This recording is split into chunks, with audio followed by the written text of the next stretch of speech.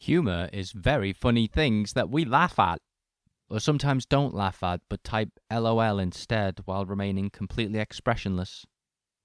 Paul Joseph Watson understands humour. Sometimes, when it suits him. Paul's a YouTuber and nominally a journalist who used to be into conspiracy theories but has recently seen the light and is now into theories of conspiracy instead. Paul's primary source of income is from profit made by the InfoWars store, presided over here by an extremely recent photograph of Alex Jones from 10 years ago. The InfoWars store sells brain elixirs to people who have been whipped into such a paranoid frothing rage by the stories and videos that are reported, fabricated, or just plagiarized by the InfoWars website that they feel the only way they can get by in this hellscape of a world run by nihilistic, child-molesting globalists is to prime their body and mind with powerful, sustainable bursts of energy because without them they'd die.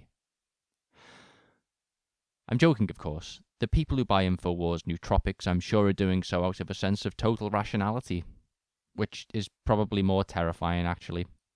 Today we're going to take a look at how Paul Joseph Watson misrepresents jokes to his audience, and how I think he does this knowingly. We'll also have a little think about why he might do this.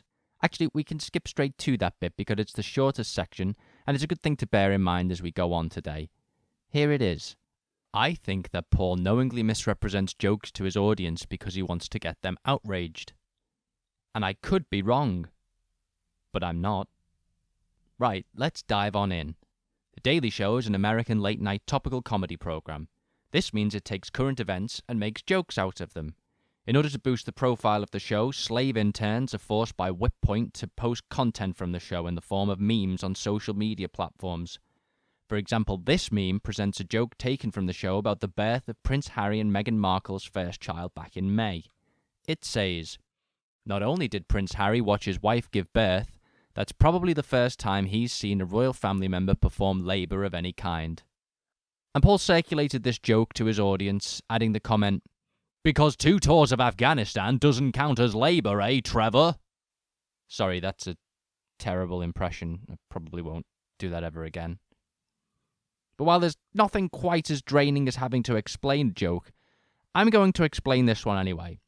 Trevor is purposefully confusing the multiple meanings of the word labour in reference to the Duchess giving birth and the long-standing observation about the perceived work-shy nature of the British royal family. We call this a joke. And for Paul to present it to his audience with such a po-faced comment is a really weird reaction to have. It's obviously a joke. It's structured like a joke. It's from a comedy show. Why would Paul react the way he did? It's like someone saying, "Why did the chicken cross the road?" And Paul responding, "A chicken does not have the mental capacity to make an informed choice about crossing a road, so asking why it would do so is a futile endeavour, Trevor." Paul doesn't even care about the royal family. Just over a week later, he was tweeting about how little interest he had in whatever royal wedding was happening at the time. In fact, if we go back a little further, Paul himself has made a joke about a royal baby being born. It's Paul Joseph Watson with Infowars.com, and we've scooped them all. We've got exclusive footage of the birth of the royal baby. Here it is.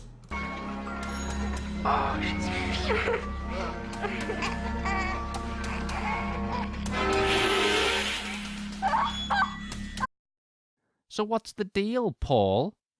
Well, it's not that he doesn't understand that this was a joke or was suddenly gripped by a patriotic fever and compelled to defend the royal family. So why did he do it? Well, let's just continue with our second example for now. Joe Brand is a British comedian, and that's a little clue there for those of you playing along at home. During the recording of a topical comedy programme, conversation turned to the recent trend of dousing far-right political figures in milkshake, and Brand, the comedian, on the comedy show, said, "Say, Joe, we are absolutely united in feeling we are living through a terrible time from a parliamentary point of view." Well, yes, I would say that, but I think that's because certain unpleasant characters are being thrown to the fore, and they're very, very easy to hate.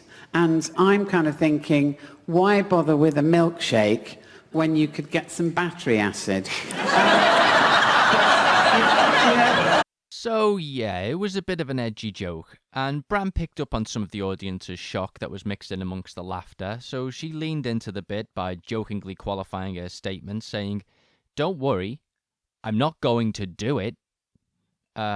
Cue Paul Joseph Watson, who presents the joke to his audience as left-wing comedian Joe Brand fantasizes about acid attacks on right-wing politicians. Then he quotes the joke. Then he says, I can feel the progressivism and tolerance from here. Now you'll note Paul refers to Brand as a left-wing comedian, and so this is presented as if Paul has caught out the left wing who are supposed to be progressive and tolerant. Except it was a joke. It was a joke made by a comedian on a comedy show, so there can be absolutely no misunderstanding of context. Or so you'd have thought. And there are lots of other examples of where Paul does this that I could go into today, but this is my first video and I don't want to overstay my welcome. And you might be thinking at this point, maybe Paul just doesn't have a sense of humour. Well, he does have a sense of humour. It's just not a particularly good one. And that's a non-subjective statement, by the way. Here's a joke from Paul. It's an image of a piece of paper stuck to a wall that says the California DMV will no longer be issuing driving licenses to women. And the joke is that because it's making reference to Islam, this is the fault of the Muslims. And that's the joke. Very funny. We had a good old chuckle at that one. Except wait, that's not the joke, because Paul adds his own little line that says, Germany 2025. To presumably make the point that Germany, with its welcoming of majority Muslim refugees during the migrant crisis a few years ago, has been so inundated with Muslims that the German equivalent of the DMV will soon forbid women from driving. And this is a bit of an odd joke for Paul to make, really, because the original image is a joke itself. So Paul's making the same joke. This is like when a school bully says, Hey, you look like what would happen if a camel took a dump on a pile of rags. And the bully's little ratty friend at the back chimes in with, Haha, yeah, or if a camel took a dump on a bunch of cloths. It's the same joke. It's totally redundant. There's also a whole other subtext to Paul's comment about the white supremacist conspiracy theory, the Great Replacement, but I don't want to get into that today. I don't know.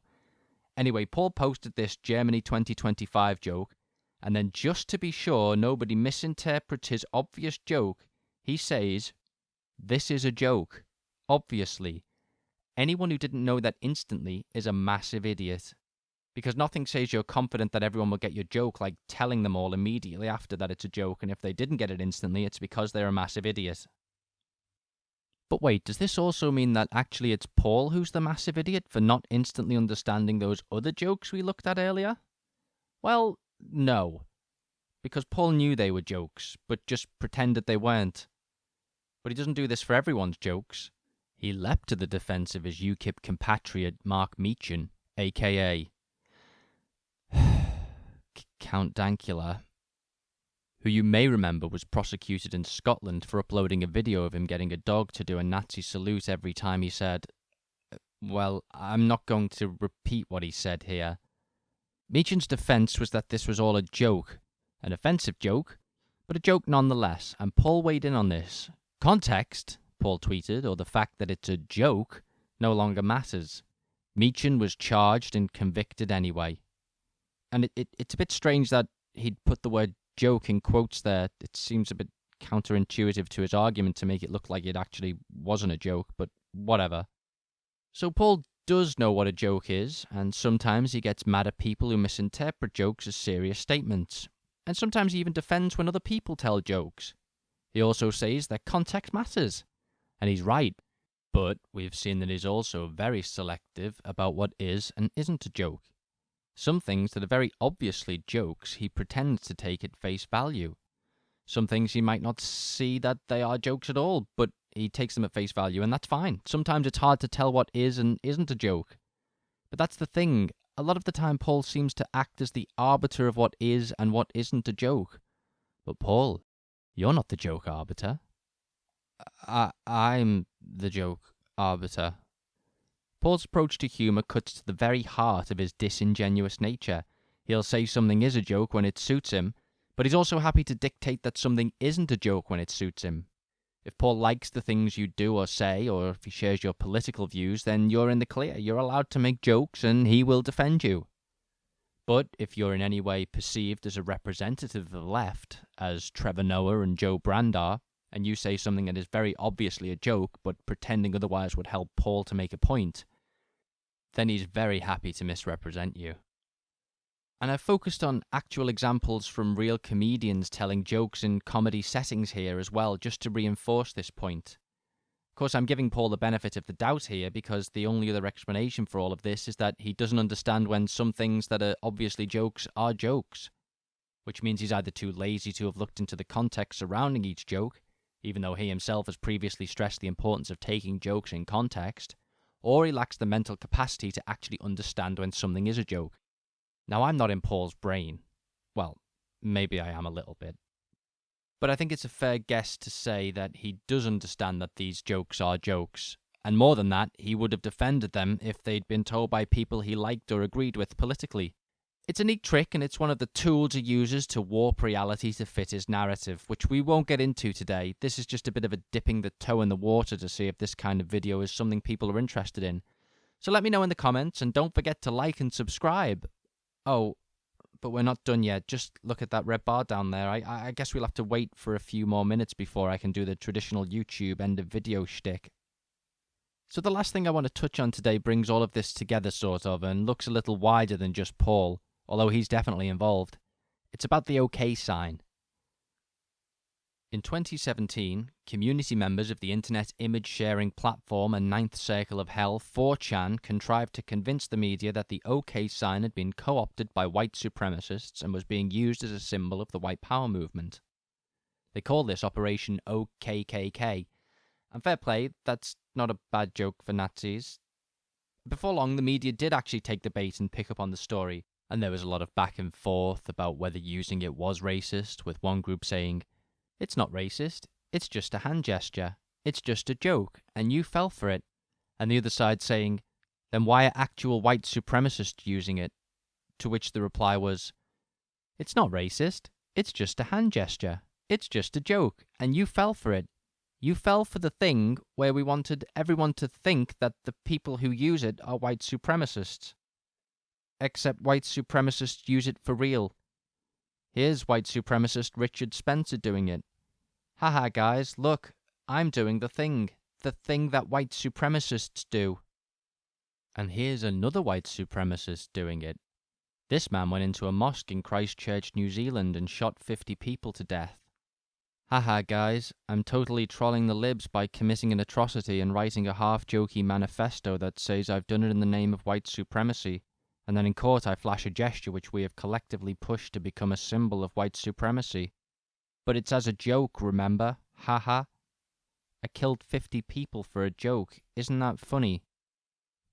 And just to stay on this for a moment longer, it became apparent pretty quickly that if you use the gesture, even ironically and except in very few circumstances where there can be absolutely no misinterpretation of context, you would be associated with white supremacists. The joke became the real thing, and that was the case even before all those people died.